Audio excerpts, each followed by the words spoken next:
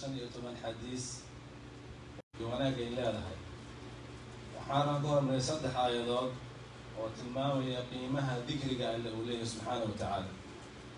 آيات تقول لها وحليه يا أيها الذين آمنوا اذكروا الله ذكرا كثيرا.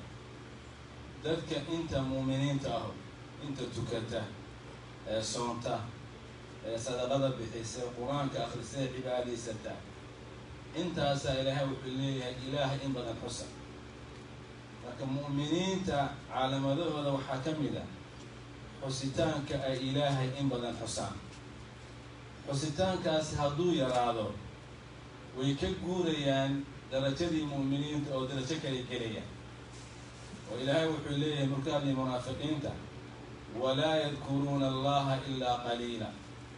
منافقين إلهي ما حسان إلا إن يرمويان marka calaamada qofku xusidiisu inay yaraato waa calaamad muujinaysa calaamadii munaafiqiinta inay yihiin. aayada labaad ilaahay wuxuu leeyahay ala bi dhikri llahi tatma'innu alqulub. dadka qalbigooda wuxuu ku xasilaa oo ku degaa waa dhikriga ilaahay. shayga keliya ee qofka uu ku degi karo naftiisa iyo xoolihiisa iyo caafimaadkiisa iyo gurigiisa iyo caruurtiisa iyo dhaqaalihiisa intuu waa dhikriga ilaahay. waxaana caddeynku ugu ah intaasoo qof oo xoolo haysato adduun haysato oo maal haysata baa haddana murugo iyo dhibaato ka bixila. qaarkood nusuusa isku samaynayaan maxaa ka maqan waxaan deganayn qofka qalbigiisa. marka qalbigu wuxuu ku xasilo waa dhikriga ilaahay subxaanahu wa tacaala. walidaalika tusaale weyn waxaa ahaa nabiyullaahi maxamed calayhi salaatu wasalaam. xoolo ma uusanaysa faqiir buu ahaa laakiin qof kasta oo dhibaataysan wuu tegi jiray. kii tala u baahan kii cabsada kii isagu tegi jiray. maxaa loogu tegayaa qalbi buuxa oo degan buu haystaa. kaasaana aakhiro nafci yeelan doona yowma laa yanfacu maalun walaa banuun ilaa man ata allaha biqalbin saliim. aayadda saddexaad waxaa weeye alla uu leeyahay fadkuruunii adkurkum. aniga xusitaankayga iyo xusoo badiya anna xaalkiinaan ka warhaynaya. haddaad xanuunsataan haddaad tala u baahataan haddaad wax u baahataan waa idinka warhaynaya. laakiin shardigu waa maxay xusidda ilaahay oo la badiyo. intaadaa us walaaliya xadiiska nebigu uu ku tilmaamayo fadliga adkaartan waxaa weeye xadiiska koowaad nebigu wuxuu leeyahay alayhi salaam haddii aad ka bakaysho xoolahaaga inaad bixiso oo aad ka bakaysho inaad jihaad gasho oo aad ka awoodi weydo habeenkii inaad soo kacdo salaatuleyl tukato inta haddaa awoodi weydo fa akthiruu subxaana allahi walxamdu lilahi walaa ilaha allahu akbar. waxaad badisaan subxaana allahi walxamdu lilahi walaa ilaha illa allahu akbar.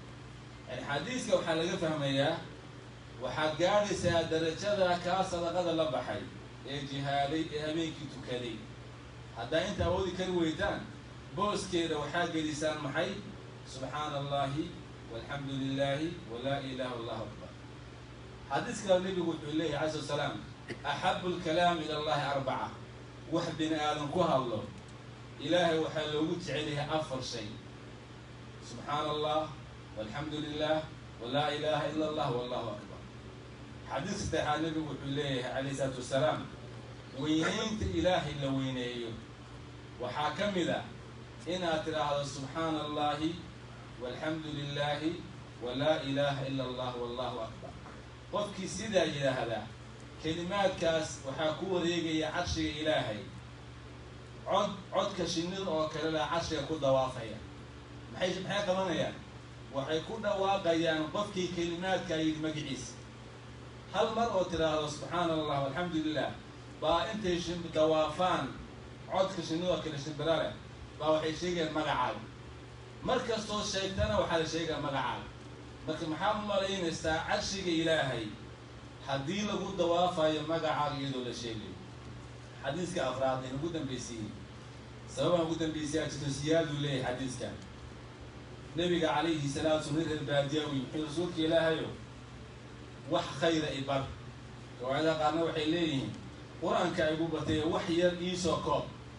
dabadna nebigu wuxuu ku yidhi waxaad tidhaahdaa subxaana allahi walxamdu lilahi walaa ilaha ila allah wallahu akbar.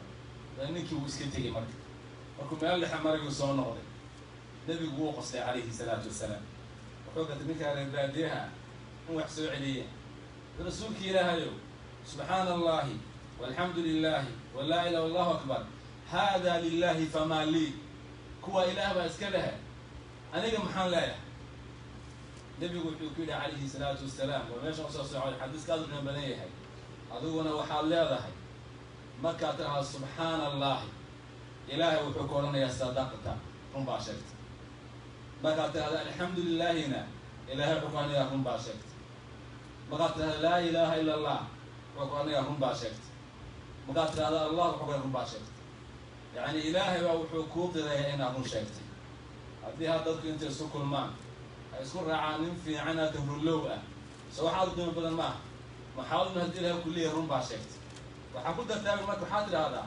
اللهم اغفر لي إله يريد المدافع إلهي وحكورنا يا قد فعلت وانكاي وانكاجي اللهم ارحمني إله إن حريصه الله وحكورنا يا قد فعلت وانكاي اللهم ارزقني إله إرزاق الله وحكورنا كايا حدود إلهي في شابينا ملوت هاي إنه دمبي قدافنا كايا لي إنه كون حريصنا كايا لي إنه كون رزاقنا كايا لي حيا دون ربع همتا أنا قيمت هذا بوان تجربي عجائب بدن بانكار عجائب بدن بانكارتي هذا كان النبي يقول عليه الصلاة والسلام وصدق وحي دم أوي هذه هذا الشيء